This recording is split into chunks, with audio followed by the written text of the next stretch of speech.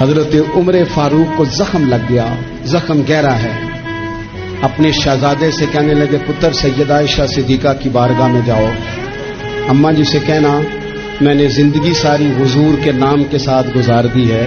وہ جگہ جہاں آج گنبد خضرا ہے وہاں ایک حضور کا مزار ہے، ایک حضرت صدیق اکبر کا، تیسری جگہ سیدہ عائشہ نے اپنے لیے رکھی ہوئی تھی. جناب عبداللہ ابن عمر کہتے ہیں میں نے جا کے حضرت عائشہ صدیقہ سے کہا اماں جی والد کو زخم لگ گیا، وقت آخری لگتا ہے، میرے ابا جی کی خواہش ہے کہ میں نے حضور کا غلام بن کے اور ابو بکر صدیق کا مشیر بن کے وقت گزارا ہے، اگر مجھے وہیں جگہ مل جائے حضور کے قدموں میں تو این سعادت بزور بازو نیس، اتنی بڑی سعادت کیسے اور ملے گی. حضرت عائشہ رو پڑی.